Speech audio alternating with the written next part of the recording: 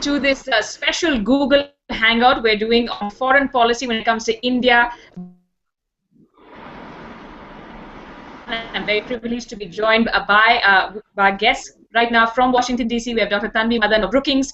Tanvi, thank you for your patience and for joining us so early in the morning.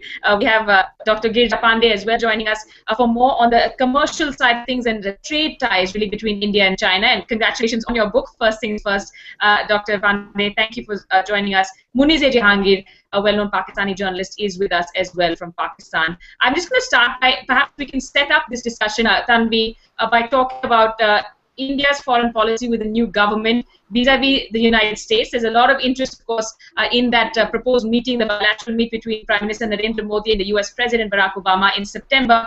Ties have been fairly rocky of late, but this could perhaps signal a reset. I wouldn't use the word reset, partly because there's a lot that's good in the U.S.-India relationship. I think it's got overwhelmed by the conversation about it being rocky. But if you look at this relationship and compare it to 15 years ago when there were U.S. sanctions on India, it's actually been pretty good overall. The one thing that did happen was the momentum had slowed, and one of those things is this visit and everything that's happened since the election in itself and the results coming out is that the momentum will get sped up. So I think I would use the word that I think the Prime Minister did, or at least the President did in his speech about the new government's agenda, reinvigorate the relationship. And I think that's what this visit will do. All right. We were told, in fact, 30 dialogue mechanisms before that September visit, as we try to get more on the need to reinvigorate ties and perhaps to talk about trade as well. Girija, can you just take us through where you see, we've just had the Chinese foreign minister visit as a special envoy, the Chinese president, and both sides again sounding very positive when it comes to India and China, though both sides again acknowledging there's some issues, historical issues, as the Chinese foreign minister put it, perennial issues is what the MEA said. But when it comes to talking about trade, that seems to be a big driver, trade ties going forward. Yes, so clearly the Chinese and now the Indians are focused on trying to get the trade and more importantly the investment cycle going. I think we have seen a ratcheting up of trade between the two countries in the last 5-7 years. Of course, the Chinese run a large trade surplus against India, but there is a very strong view that Chinese investments in India must grow. As I have mentioned in my book, where we have taken the case studies of Chinese companies who have done well in India and Indian companies who have done well in China, we have said that the investment levels are still very low. The Chinese investments are not more than $800 million in India, and the Indian investments in China are not more than $500 million. We believe that these have an amazing amount that can go up. We are forecasting anywhere between $20 to $25 billion of Chinese investments into India are possible if we fix some of the trade issues and the investment issues with the Chinese. That's what the Chinese are keen on at the moment. They want to move on beyond the political issues and want to keep the political issues, especially the boundary issue, on a back burner, on a cold storage, and move on to link up with India both strategically on policy issues as well as on the trade and investment issues. Sure. And so I'm going to ask you again, if you could just tilt your face towards the camera a little bit, your iPad's webcam. Muniz, when it comes to historical issues, historical baggage, India and Pakistan certainly has no shortage of that. Again, there was a lot of attention on both sides of the border of the invitation and the decision by Pakistan's Nawaz Sharif to attend Prime Minister Narendra Modi's sort of swearing-in ceremony. Just take us through how that has played out in Pakistan, even as we're well aware, of course, of all the security issues this past week. But when it comes to Indo-Pak ties, again, some indications that we might see a reset possibly. Well, Prime Minister Nawaz Sharif's visit to India was looked at with a lot of skepticism because this was for the first time that a leader of that kind of level went to India and did not meet the Hurriyat Party leaders, did not mention Kashmir, did not even insist on restarting the composite dialogue in its original format. So there was a lot of criticism on Mian Nawaz Sharif, mainly coming from opposition parties like the Jamaat-e-Islami, and also coming from some people within the Imran Khan party and of course different outfits. Also seen criticism coming from retired military generals. However, most of this was swept under the carpet because events have overtaken us in Pakistan. As you have seen, we've had a series of terror attacks. after the terror attacks, just recently there was a press release that was released by the Prime Minister's office, and that was the letter that was sent from Prime Minister Nawaz Sharif to Prime Minister Modi. Now, the timing of that letter was not really revealed. The Indians confirmed that it was received on June 2nd. The letter itself did not really say what date it was. It just said June 2014. And in that, Prime Minister Nawaz Sharif put to rest a lot of speculation that he himself was not happy over the visit. In fact, he said that he was very satisfied over the visit, that both the prime ministers have a commitment to the poor people of both nations and want to restart the dialogue process, that both of them have this kind of commitment, and he looks forward to working with Prime Minister Modi. So he's put that speculation at rest. However, there was a lot of criticism that why this letter was released just when Pakistan was experiencing a terrorist attack at Karachi. Sure, and in fact, I just want to ask you then to take that forward, Munizia, because Prime Minister Nawaz Sharif, at one level, some say staking his reputation when it comes to India. There's of course a need for both countries to work together. Even aside, of course, there are concerns about when it comes to cross-border attacks, when it comes to terrorism, how that will go side by side with these talks. But the bigger issue right now for Nawaz Sharif seems to be, of course, the Taliban there in Pakistan, the Taliban Pakistan, and whether to continue those talks or to continue the military strike. So you're saying that's the debate that's right now center stage.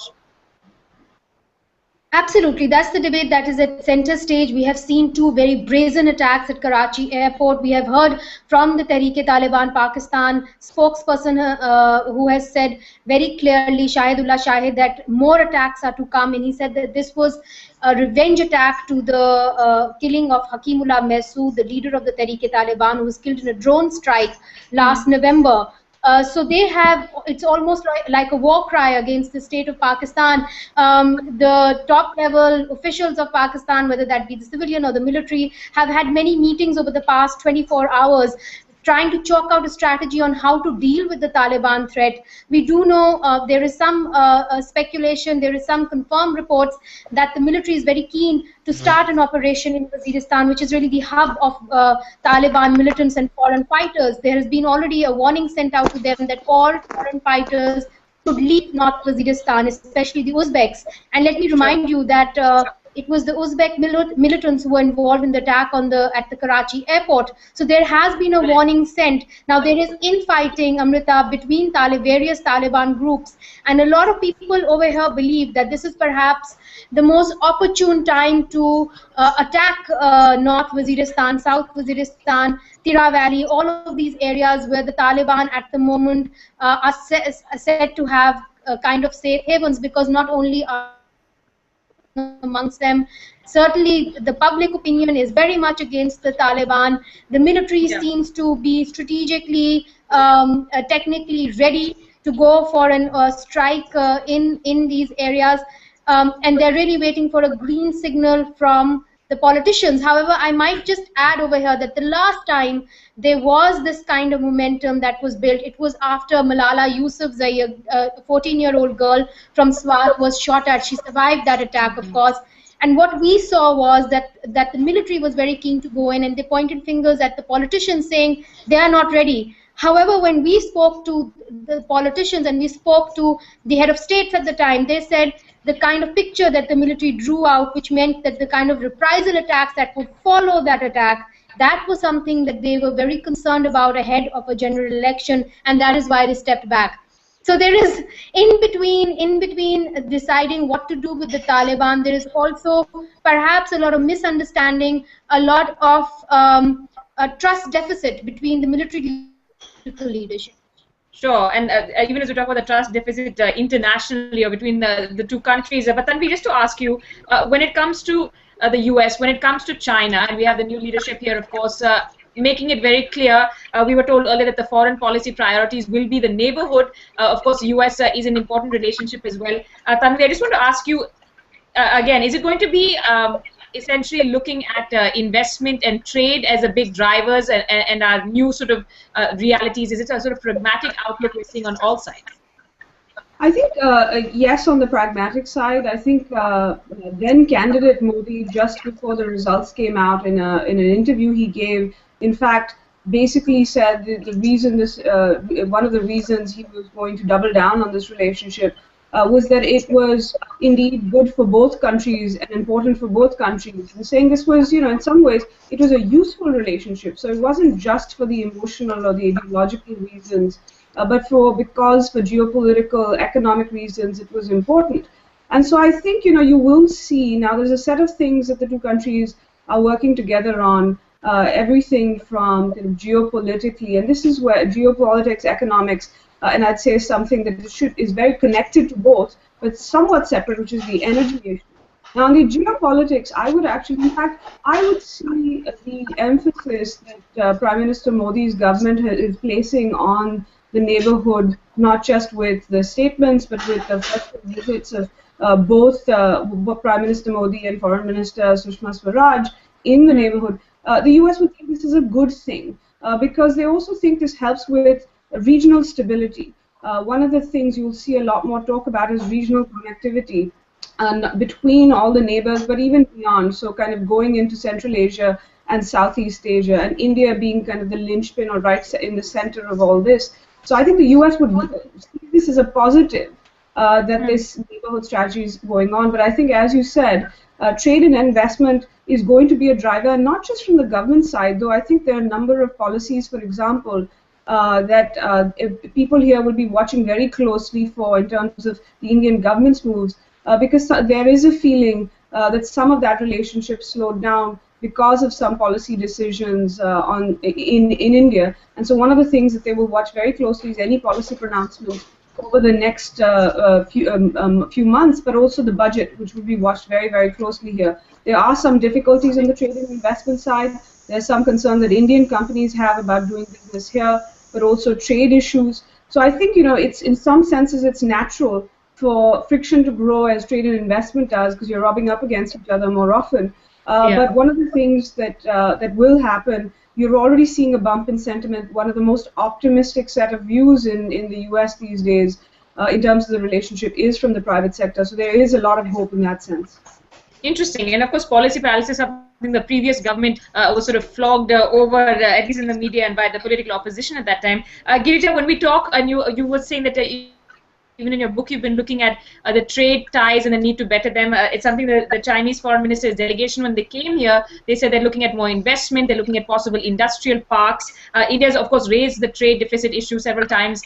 Is there also a sense there in the US watching that angle closely too? Because we're told constantly, of course, when you look at the bigger picture, India, China, people in the US also watching very closely. So I think the China story, as we mentioned earlier, is an investment story. But I think there is a little more to that, and Tanvi mentioned it on the Look East policy of India. The Look East policy of India has been going on for some time, right from the Prime Minister during the reform in 1990s. And that was focused on Southeast Asia, Japan, Korea, and now China. So I think it's very much part of the overall Look East policy, and the Modi government has been quite clear that they want a close tie-ups with Japan. They want now a close tie-up with China, and of course with Singapore and the Southeast Asian nations. So I think this is going to be quite a radical change, and they have, by the fact that the Chinese foreign minister was the first one to visit India, and we are going to see the Japanese, I think the Prime Minister Modi going to Japan as well. So we are going to see an interesting play in Asia where India looks east, and the US, I would suspect, would be quite happy to see India play a larger role. Secretary Clinton 2 years ago when she was in India said the same thing, that India must play a larger role on the eastern side. There are some challenges between ASEAN countries, Japan and China that we see, and I think there is going to be an interesting story as India also steps up its involvement, albeit in trade and investments in the region. So Asia Pacific will be the growth region. Asia Pacific is where India wants to play, and India has very clearly signaled a very strong investment focus from Japan, which is going to be much bigger than China, because with Japan, India does not have a fault line, but Chinese clearly are keen, and India is keen to balance trade. and India doesn't want to be seen taking sides on this debate. So I think you're going to see a very big shift in the way India will play in the Look East policy going forward. So it's interesting. There's a lot being made of the fact that Shinzo Abe and the Prime Minister believe there's a person equation. There's a Gujarat chief minister, China. The way that the equation plays out is, of course, something that we do reflect upon. But how does that feature when you look at the bigger picture in terms of sometimes there is a concern: is India going to be a counter to China? India trying to make sure it doesn't fall into that trap. I think the Indian foreign policy, by large, for a long time, has been of strategic, as they say. I don't think we are going to take sides on this issue. We have not done that in the past. Certainly, our relationship with Japan will grow investment-wise and probably even defense ties. Okay. Japan has clearly looked to increase in investment in the DMIC and in all the corridors that are coming on the infrastructure. So there's a huge infrastructure spend from and the funding from Japan, which is possible. But to say that India will take sides with people in Asia will be probably wrong to assume. Sure. That. I think India is going to play carefully. Sure. Just to bring Tanvi into that, is there the US looking at something any country wants to fall into in terms of a trap? Amit, I didn't catch the question. Could you just repeat it again? I'm just saying that the US, people in the US would want into the trap of taking sides. Well, I think much about one of the things about maintaining all these relationships, and I agree with Mr. Pandey. The US will see it as a good thing that India is developing these relationships, both in terms of political relationships with countries in Southeast and East Asia, as well as economic relationships, and in some cases defense relationships as well. Most of these countries, and it's not in the sense of a containment of China in any way, but yes, there is a certain amount of balancing, and I think that the US is not going to see as something askance. As Mr. Pandey said, they've said that they would support a greater role and would like to see, in fact, a greater role for India in Asia. And you'll see this play out, including at perhaps the East Asia Summit later this year. We are yet to hear who from India will go, but it will likely, since India in the past has sent fairly high-level delegations, that it will be fairly high-level. I would say in terms of, one of the things about setting up all these relationships that it does for India is what you're doing is kind of you're diversifying your options. There is this sense of how do you actually play, not quite the game, but how do you make sure you have a set of options that don't have you relying on, say, either the US or perhaps even Japan, but they are a broad set of options, and it's a signal to China that India has options. Now, in terms of choosing sides, one of the things that will happen is that it will depend on what China does.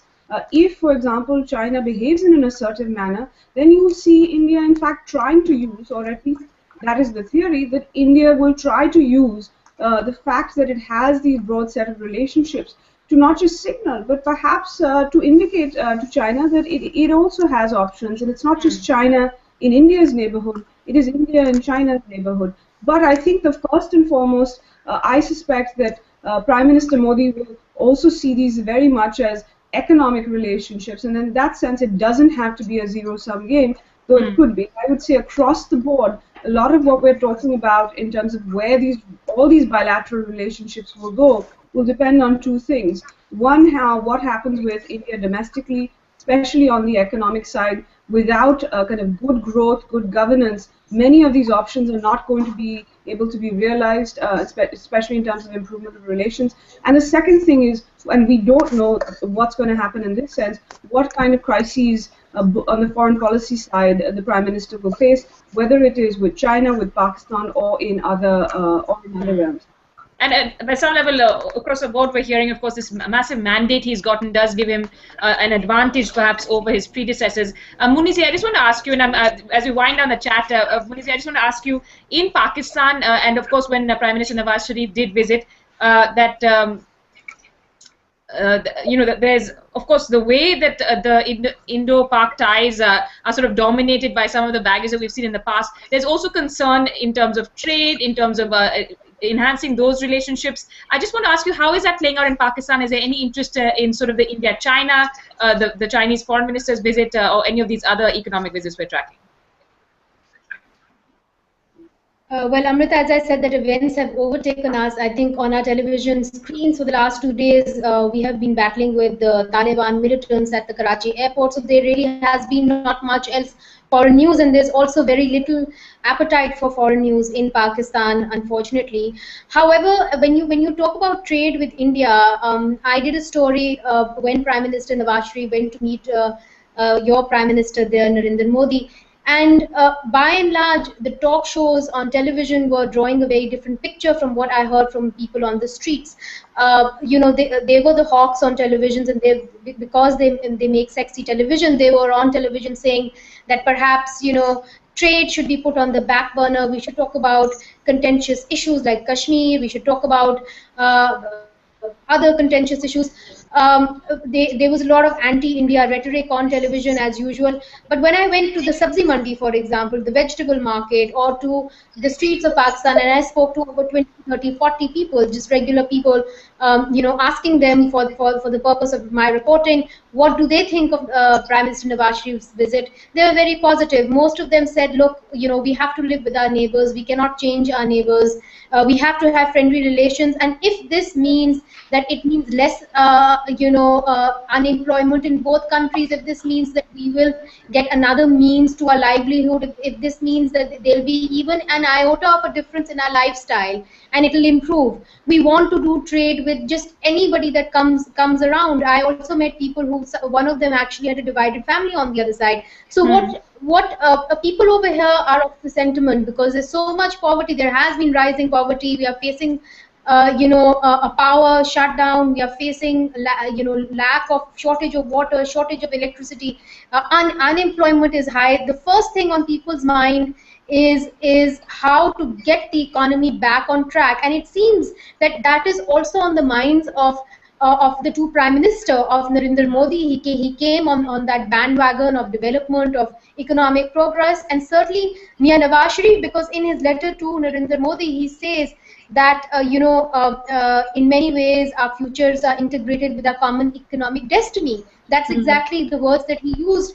So he understands that this is something that is in the minds of the people. And even when he came back from visit to Delhi, he gave a speech and he said that we must get out of the politics of the 80s and the 90s, because right now we are going to be judged by how we govern our countries, and for that we will have to improve the economic conditions of our country. So I think that it is definitely on the minds of the two Prime Ministers, especially Mian Nawaz Sharif. Sure, and I think it's always fascinating to see how the media plays the story up or down on all sides in different ways. We saw certainly different accounts of that visit here and in Pakistan. I'm going to ask all of you for final comments. Tanvi, starting with you, what is it that you're looking at in the near future, say the next 3 to 6 months? What is it that you'll be looking to see? I'm going to ask all of you this in your respective fields. I think I'd say at least two things. One, I think, and this is not quite a foreign policy thing, but it goes back, or a direct foreign policy issue, but I'm looking at the economy. What happens with the Indian economy? What is happening broadly domestically? I absolutely agree with Ms. Jahangir. This will depend. This will shape not just India's relations with its neighborhood, but also what it's likely to do. The second thing I will watch is we're seeing a new team. How the new team interacts with each other. Perhaps if this new team is expanded, we'll see whether there's a cabinet expansion or not.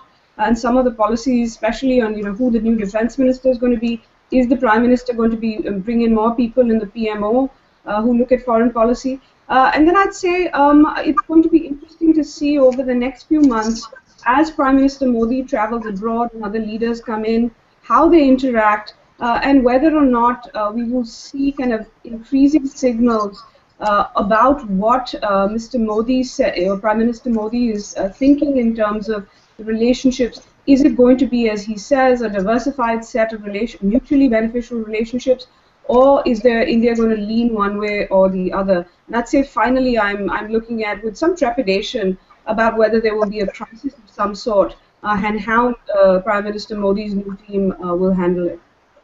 Okay, Girija, what would you be looking at over the next 3 to 6 months? And of course, that includes your book launch here in Delhi, and congratulations again for that. Thanks. You know what, I'm a businessman. I run businesses in Asia, and my sense is that everyone is focused on what he will deliver on the economic agenda. He has been elected on an economic agenda, a very strong development agenda. I think the foreign policy will take a back door a little bit till he can fix the Indian economy at 4.5%. It is probably the lowest growth rate we have seen. We need to see some very clear signals on foreign investments. We need to see some very clear signals on where the taxation policy and how the taxation policy is sorted out, so that some of the problems which the foreign investors have faced in the past are removed. There are clearly ways of seeing how both domestic and foreign investments can be revved up. That is what is going to be driving some of the decisions by foreign investors, and more importantly, even domestic investors in the Indian economy. And I think in the next 6 months, if he can give the right signals through some of these various budgets and the following department-wise budgets and policies that come out, that is going to be the top priority. Okay. The Chinese will look at it, the Japanese will look at it, and I'm sure the Americans will look at it as well. And final word to you, Munize, in Pakistan, what is it that you'll be looking at? Apart from, of course, and we are constantly, in fact, monitoring what's happening there, and our thoughts, of course, with you. And as we see this wave after wave of violence, and understand, of course, this is not a priority at the moment, but what would you be looking to see really in the neighborhood? Well, I think that there are two challenges that are facing the government, in fact, the society at large. One is the terror threat. We have seen that the government has been very keen in negotiating with the Taliban, talking to the Taliban, but we have seen repeated threats from their side. There are safe havens now, there's no doubt about it. In the tribal belt, everybody recognizes it. And there is some kind of support in order to clamp down on those terror outfits in North Waziristan, South Waziristan, the entire tribal belt. Now, whether they will be able to do that or whether they will pussyfoot around negotiating with the Taliban, we yet have to see.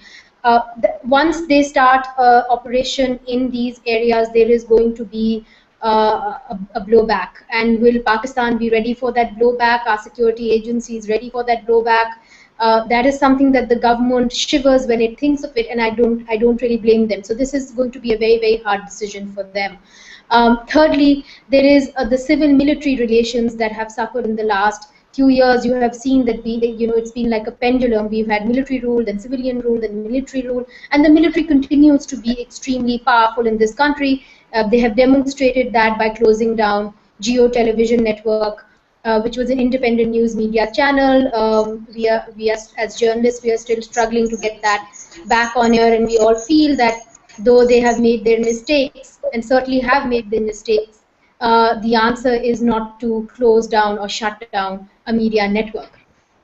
So I think that the government will have to take certain strong stance on these issues. We have seen the opposition now coming together in the form of Mr. Imran Khan's party, Tahir Qadri's party, who is not really a political entity, but continues to be has a lot of street power and continues to be a nuisance value for every democratic government. He, rules. He kind of heads his party from Canada. He has announced that he's going to come back and lead another rally. We saw, a very big rally last year. And he's going to lead now another big rally. There are reports that Imran Khan, his party, and another party that was formally put together by Musharraf are going to, oppose the government. So there is a lot that is staring them in the face. Many believe that the military is behind all of this.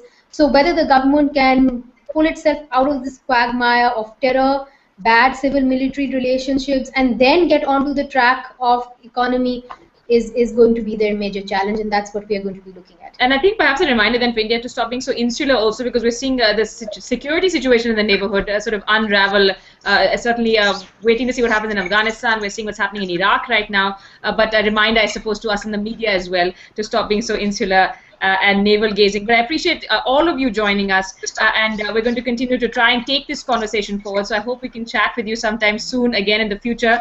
We'll also be taking Twitter questions. But again, thanks so much, Tanvi, Girija, and Munize, for your time. Thank you. Thank you.